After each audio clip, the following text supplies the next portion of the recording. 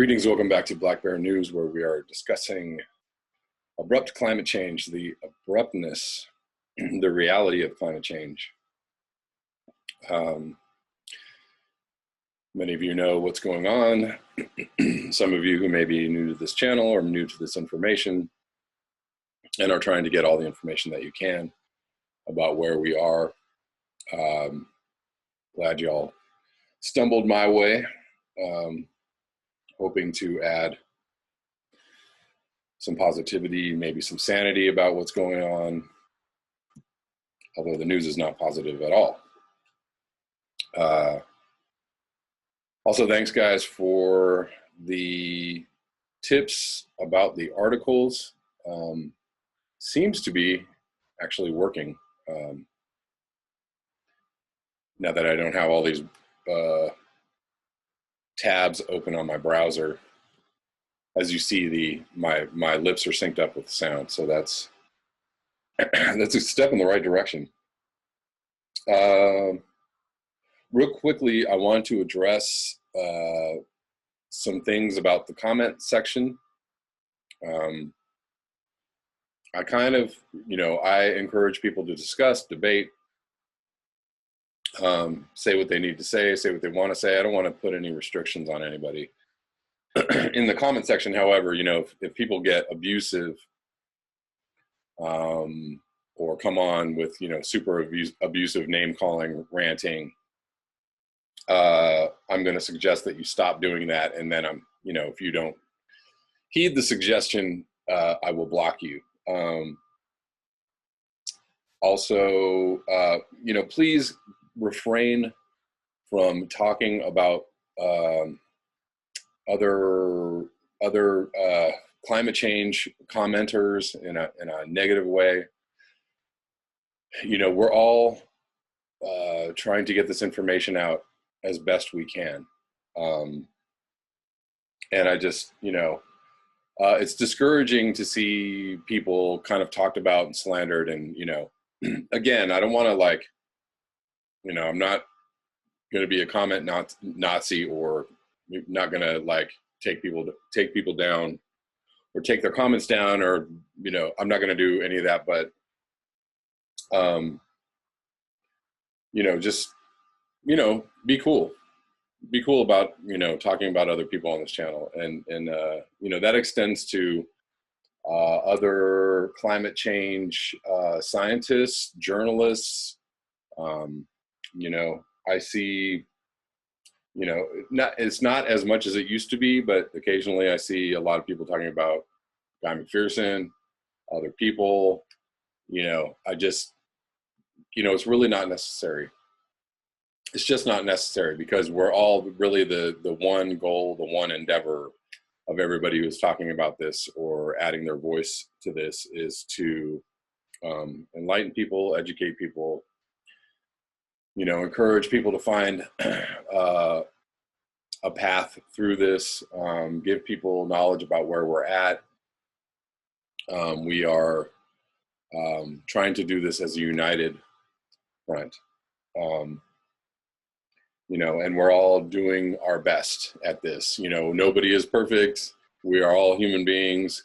We are all highly, flawed individuals, and whatever. I'm sure people don't, some people like certain personalities and voices, and they really are drawn to those personalities and voices. And if that's, that's your voice, your personality, good. That's the intention of this channel for me, was to add, my voice and my personality, so that, maybe people who don't like listening to this one channel or this one person, or get it, some people who don't like Paul Beckwith love Guy McPherson. Some people who don't like Guy McPherson love Paul Beckwith. Who, whatever. We're all, we have our own tastes and our own preferences, and it's really not important. Just go for the information that is easily absorbed for you. That's, I suggest that you just go where the information is, that, go to the place where you like to get information. And, the slandering or the downplaying of the other sources of information, that's not important to the equation, right? Let them do their thing. You do your thing. Let people do their thing. And be, try and be a constructive, positive voice. And I'm going to say one more thing too, that some commenters on this channel, are highly argumentative with almost every comment. Just, it's cool. I know you got a lot to say. You got a lot on your mind. You got a lot to, to get off your chest. As a catharsis, that's fine. But just, don't make people feel uncomfortable about commenting on this channel when if somebody feels like every time they comment, they're going to be, for lack of a better word, attacked by a few particular commenters, then it doesn't really make people feel welcome. So make people feel welcome on this comment section, please. If you have something constructive to say, please do it. Debate in a way that's giving people information and not tearing them down. Most of you all understand this. I don't really need to explain this to people necessarily, because you're all, everybody on this comment section is, highly intelligent, knows what the problem is, wants to add their voice, wants to be a positive, constructive voice in this arena.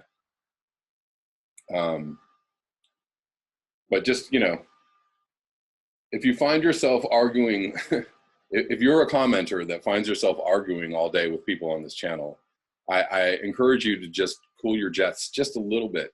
Just take a break, maybe find a couple of things you want to really debate with people, but,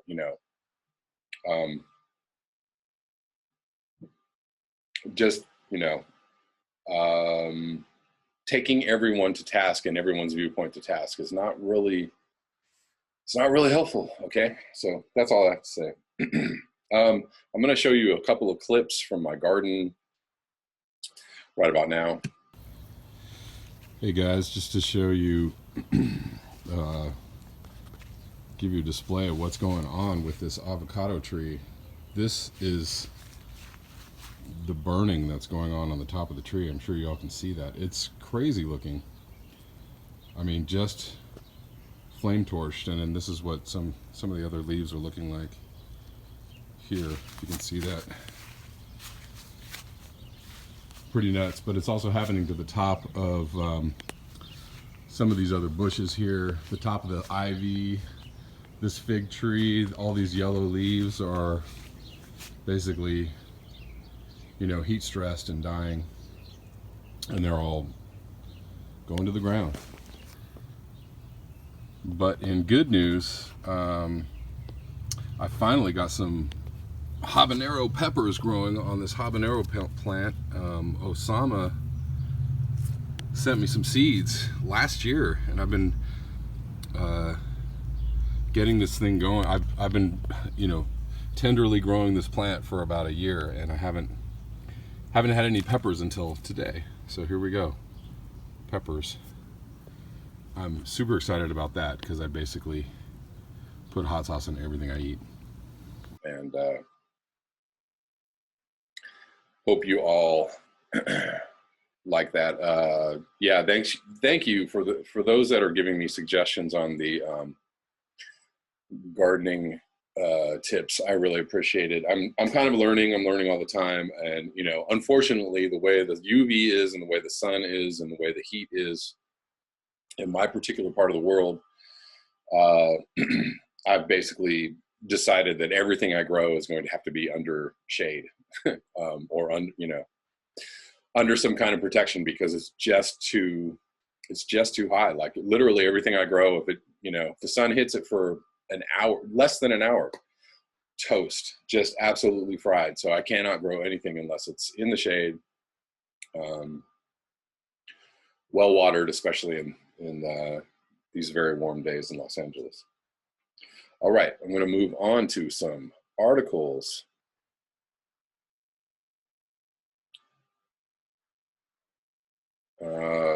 So I wanted to read this this is just an example of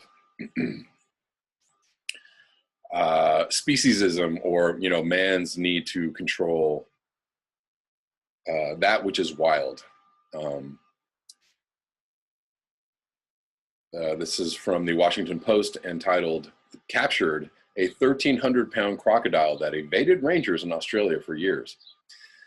This is from Lindsay Bever, July 10th. 1,300-pound monster crocodile caught after an 8-year hunt. Following a nearly decade-long hunt, a massive saltwater crocodile has been captured in northern Australia, according to wildlife authorities. Excuse me for the shaky picture.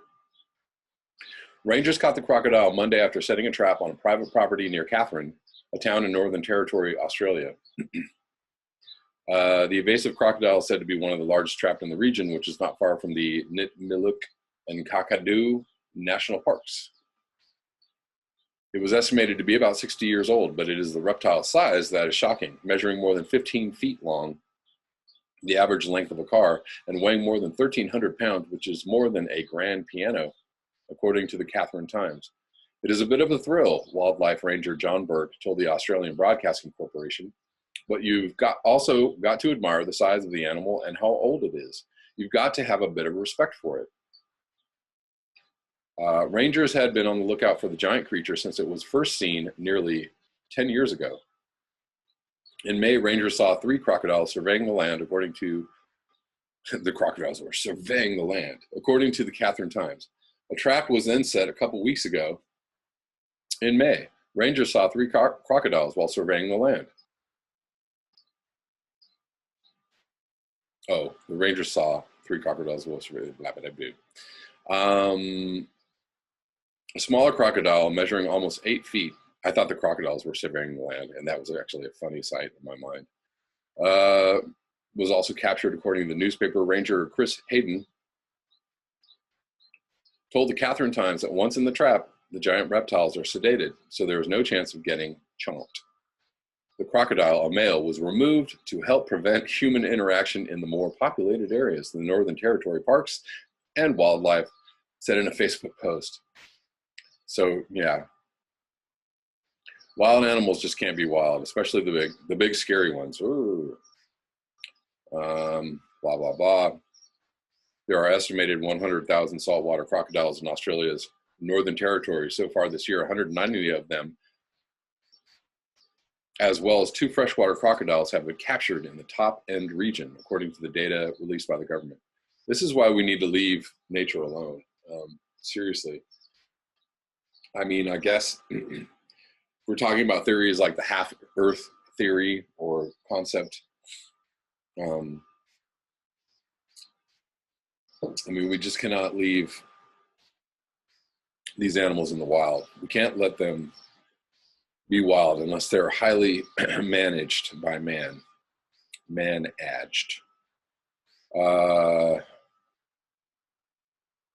According to the government, the largest saltwater crocodile caught in a net in the region was pulled from Mary River in 1974. The creature, which was more than 20 feet long, was killed, of course, and its head removed by an axe. The largest crocodile caught in a trap was more than 16 feet, and the largest one harpooned by rangers was also more than 16 feet, it states. I guess if it was harpooned, that wouldn't be dead. That would be dead too. The government said each year rangers remove about 250 problem crocodiles, quote unquote, from the area. These crocodiles are transferred to crocodile farms or destroyed. Good God. Trapped crocodiles can't be relocated to the natural habitat due to the costs and because they can travel large distances to return to their home range. Yeah. If you didn't find that article disturbing or absolutely gross, I don't know. We really just need to leave them alone. We are the ones that need to be trapped and put on farms, some human farms somewhere. Go away, go live somewhere, go leave these creatures alone to do what they need to do. Moving on to the next article. This is from Truth Out, July 9th, by Julie Dermansky. of the Smog blog. In Louisiana's vanishing wetlands, ecotourism reeks of greenwashing. Of course it does. From Manhack, Louisiana, is located on a narrow strip of land between two brackish lakes surrounded by cypress trees and abundant wildlife. About 43 miles northwest of New Orleans, Manhack's picturesque wetlands, like the rest of Louisiana's coast, are endangered, with their latest threat, according to some, coming from resort-style development marketed as ecotourism. And local economic savior. What could be wrong with building a hotel and housing development for 2,000 people in environmentally sensitive wetlands, which by their very nature are located in a flood zone? Everything, Kim Coates, founder of Save Our Manhack, a concerned citizens group, told me recently. She was giving me a tour of the area where developers wanted to build a $90 million residential project on land controlled by Port Manhack. Terry Jones, a principal investor and spokesperson for the proposed development. Terry Jones. Sounds like a principal investor and spokesperson name. The village at Port Manhack refers to the project as a nature-based community. His description of it includes around 100 single-family homes with boat slips, between 400 and 500 cabins, condominiums, and apartments, and a hotel on the land controlled by the port. There will also be a boardwalk lined with restaurants and a sandy cove for swimming, according to a model of the development released by developers. Nature and human-based risk.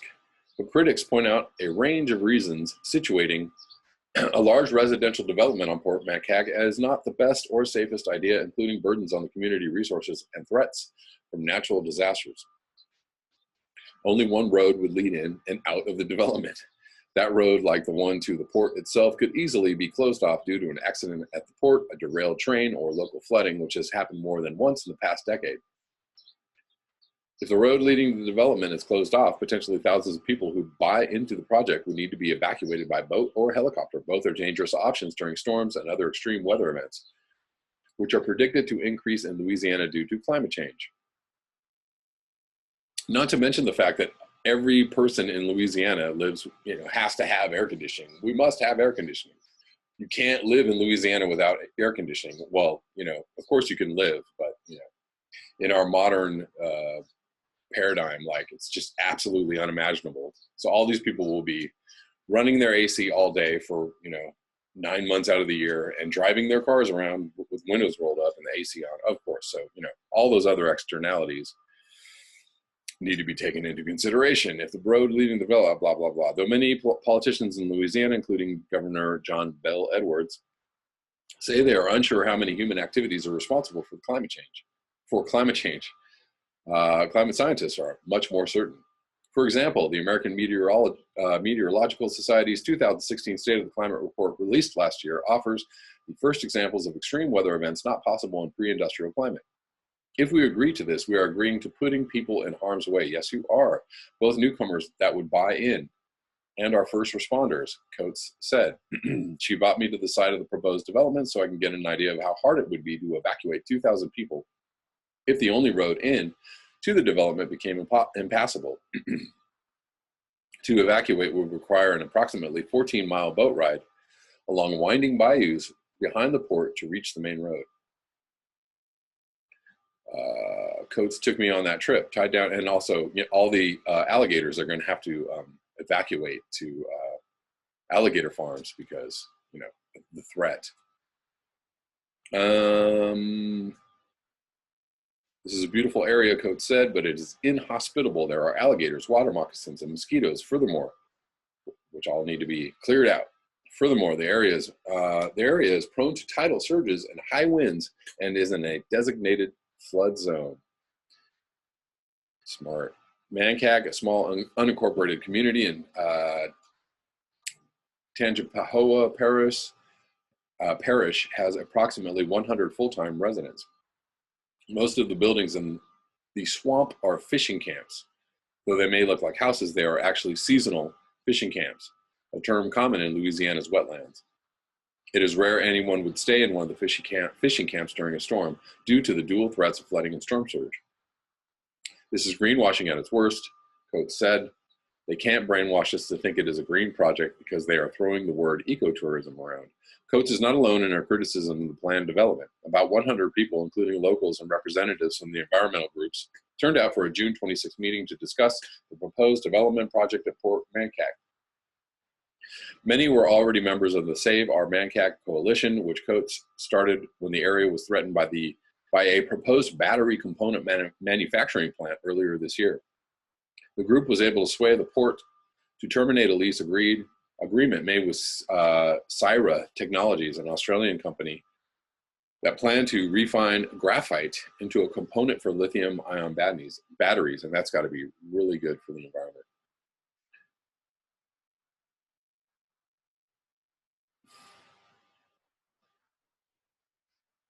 Okay, so they're talking about people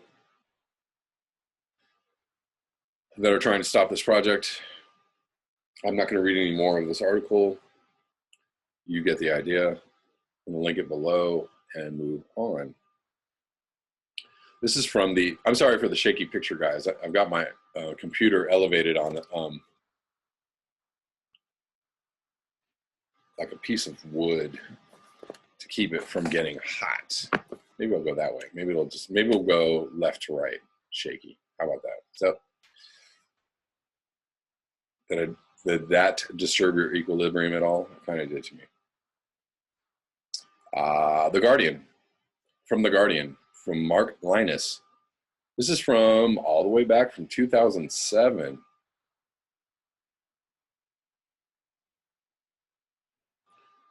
This is entitled 6 Steps to Hell. By the end of the century, the Earth could be more than 6 feet hotter than it is today, according to the Intergovernmental Panel on Climate Change. We know that would be bad news, but just how bad? How big a rise will it take for the Alps to melt, the oceans to die, and deserts to conquer Europe and Americas? Mark Linus sifted through thousands of scientific papers for his new book on global warming. This is what the research told him. Though a lot of articles and videos from, say, 8, 9, 10 years ago have a lot of, very pertinent information, and, it all lines up with what we know is happening today. A lot of those articles, aren't bearing witness to the actual progression, the rate of change which we are experiencing right now, 10 years later. Nebraska isn't the top of most tourists' to-do list. However, this dreary expanse of impossibly flat plains sits in the middle of one of the most productive agricultural systems on Earth. Beef and corn dominate the economy, and the Sand Hills region, where low grassy hillocks rise up from the flatlands, has some of the best cattle ranching in the whole U.S., but scratch beneath the grass and you will find, as the name suggests, not soil but sand. These innocuous-looking hills were once desert, part of an immense system of sand dunes that spread across the Great Plains from Texas in the south to the Canadian prairies in the north. 6,000 years ago, when the temperatures were about 1 C warmer than today in the U.S., these deserts may have looked much as the Sahara does today. As global warming bites, the western U.S. could once again be plagued by perennial drought, devastating agriculture, and driving out human inhabitants on a scale far larger than the 1930s Dust Bowl exodus.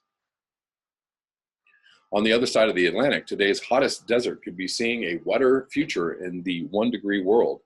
At the same time as sand dunes were blowing across the western U.S., the central Sahara was a veritable Garden of Eden, as rock paintings of elephants, giraffes, and buffalo, also dating from 6,000 years ago, attest. On the borders of what is today Chad, Nigeria, and Cameroon, the prehistoric lake Megachad spread over an area only slightly smaller than the Caspian Sea does now. Could a resurgent North African monsoon drive rainfall back into the Sahara in a 1 degree world? Models suggest it could.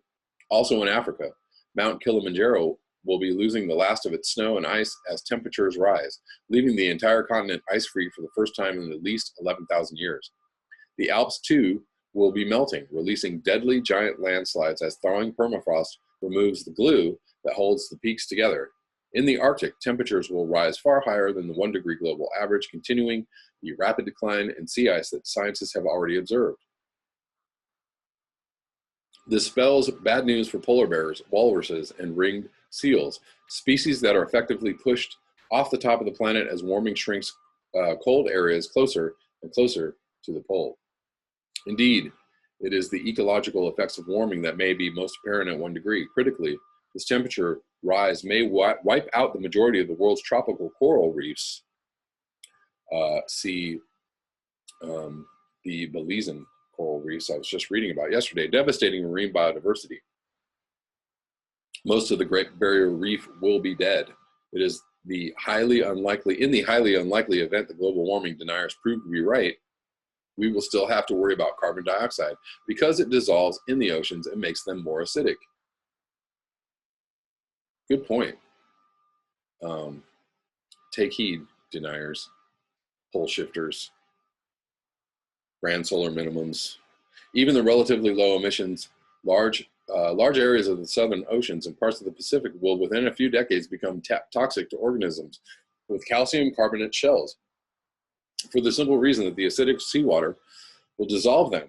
Many species of plankton, the basis of the marine food chain and essential for the sustenance of higher creatures, from mackerel to baleen whales, will be wiped out, and the more acidic seawater may be the knockout blow for what remains of the world's coral reefs.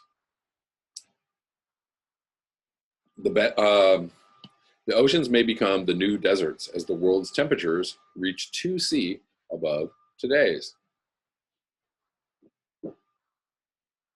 2 degrees may not sound like much, but it is enough to make every European summer as hot as 2003 when 30,000 people died from heat stroke. That means extreme summers will be much hotter still. As Middle East-style temperatures sweep across Europe, the death toll may reach into the hundreds of thousands. The Mediterranean area can expect 6 more weeks of heat wave conditions with wildfire risk also growing. See Spain. Water worries will be aggravated as the southern Med loses 1/5 of its rainfall and the tourism industry could collapse. Oh, horrors. As people move north outside of the zones of extreme heat.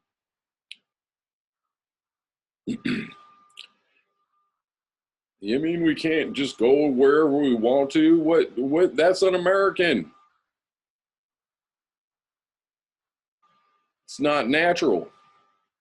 2 degrees is also enough to cause the eventual complete melting of the Greenland ice sheet. Or let me rephrase that. You mean we can't go anywhere? What? We can't get on a plane? I can't go on my vacation that I worked? I worked all year for this. Guys, this really sucks. 2 degrees is also enough to cause the eventual complete melting of the Greenland ice sheet, which would raise global sea levels by 7 meters. Much of the ice cap disappeared 125,000 years ago when global temperatures were 1 to 2°C higher than now. Because of the sheer size of the ice sheet, no one expects this full 7 meters to come before the end of the century. But a top NASA climate scientist, James Hansen, is warning that the mainstream projections of sea level rise of 50 centimeters or so by 2100 could be dangerously conservative. As if to underline Hansen's warning, the rate of ice loss from Greenland has tripled since 2004, and that was just in 2007. This melting will also continue to affect the world's mountain ranges, and in Peru, all the glaciers will disappear from the Andean peaks that currently supply Lima with water. In California, the loss of snowpack from the Sierra Nevada, 3/4 of which could disappear in a 2-degree world. Guess how much has disappeared from that snowpack? I think a lot more than 3/4.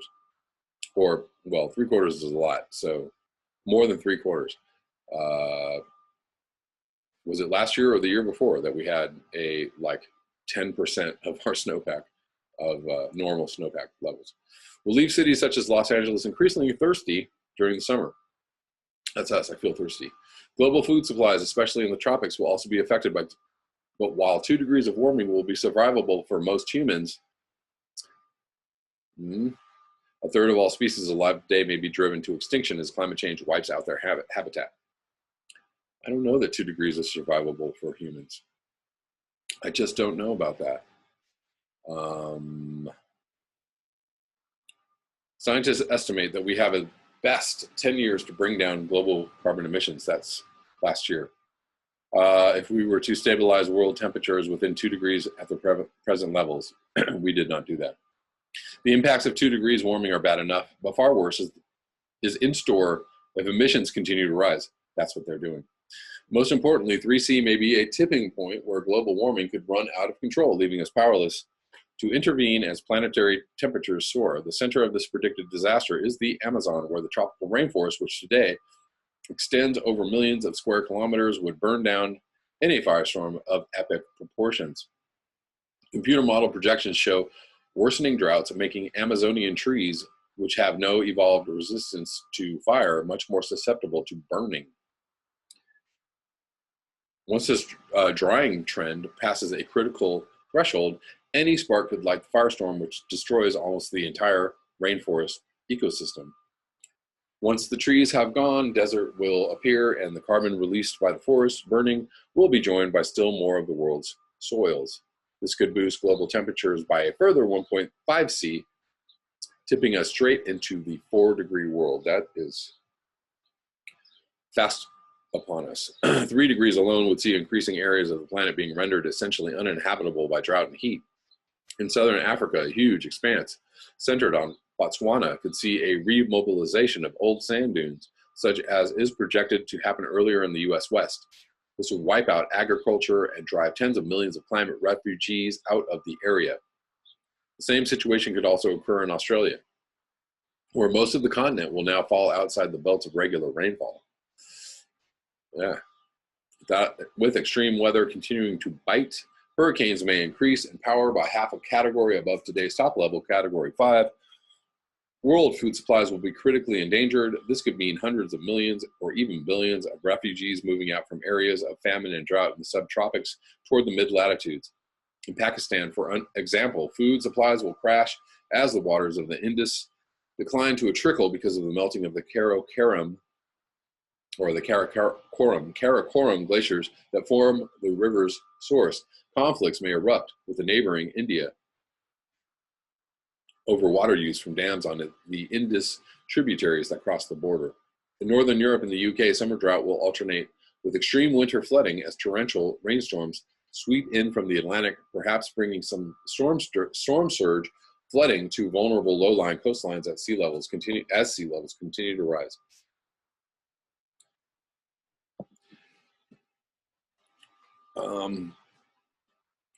Those areas still able to grow crops and feed themselves, however, may become some of the most valuable real estate on the planet, besieged by millions of climate refugees from the south.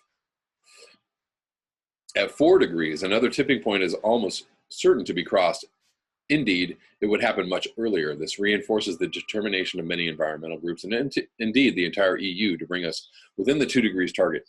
This moment comes as the hundreds of billions of tons of carbon locked up in the Arctic permafrost, particularly in Siberia, enter the melt zone, releasing globally warming methane and carbon dioxide in immense quantities. Are they in the melt zone yet? I believe absolutely they are. It's been like 90 degrees in Siberia. No one knows how rapidly this might happen or what its effects might be on global temperatures, but this scientific uncertainty surely cause for concern and not complacency.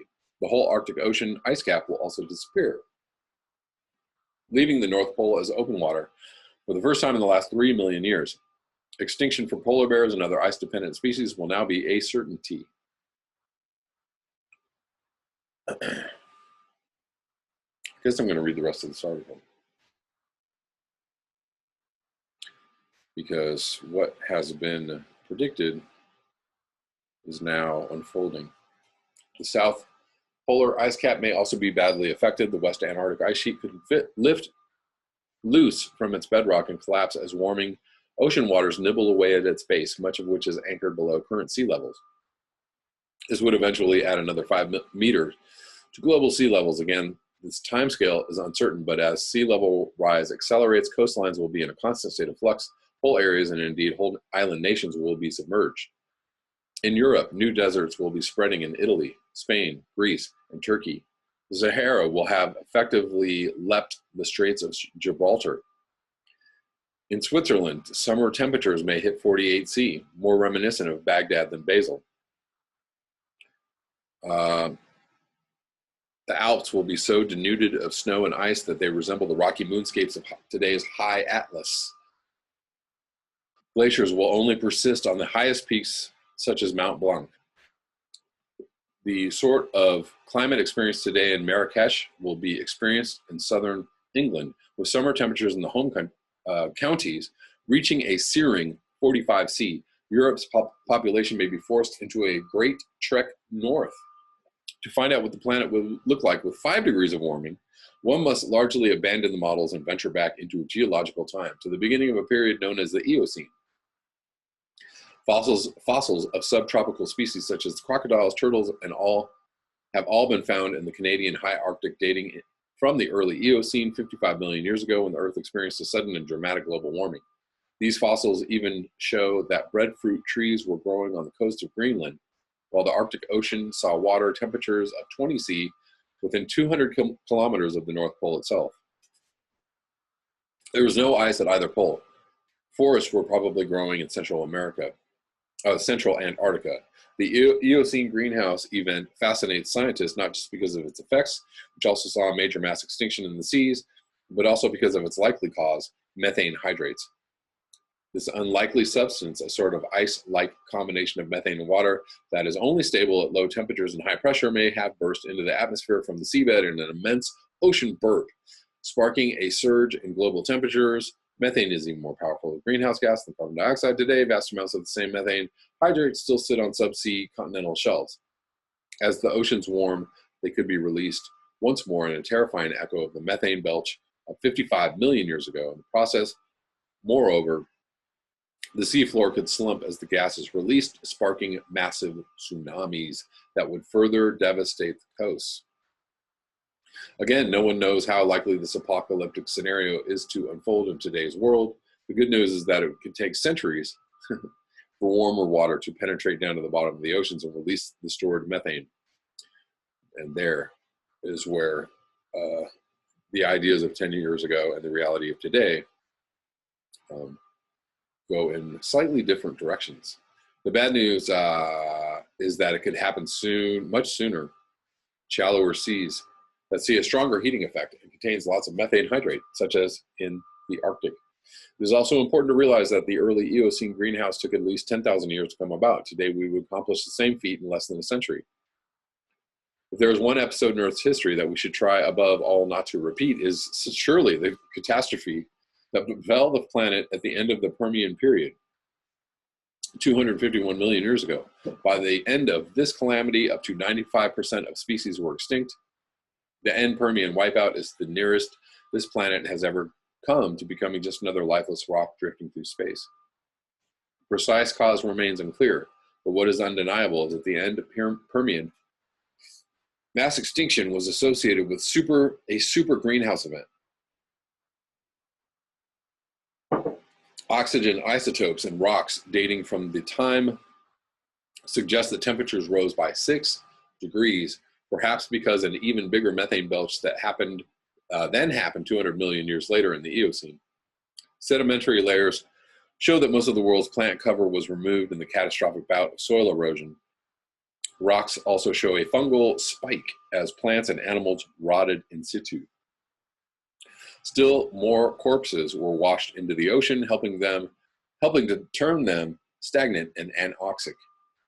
Deserts invaded Central Europe and may have even reached close to the Arctic Circle. One scientific paper investigating kill mechanisms during the end Permian suggests that methane hydrate explosions could destroy terrestrial life almost entirely, acting much like today's fuel air explosives or vacuum bombs. Whoa. Major oceanic methane eruptions could release energy equivalent of 10,000 times the world's stockpile of nuclear weapons. Whatever happened back then to wipe out 95% of life on Earth must have been pretty serious. And while it would be wrong to imagine that history will ever straightforwardly repeat itself, we should certainly try and learn the lessons of the distant past. If they tell us one thing above all, it is this, that we mess with the climatic thermostat of this planet at our extreme and growing peril.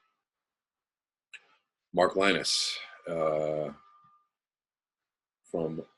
more than 10 years ago, telling us exactly what is unfolding as I speak. That's all I have for you today. Thank you so much for your eyes, your ears, and your conscience. If you would like to support this channel, you can do so at the links below. Until next time, peace.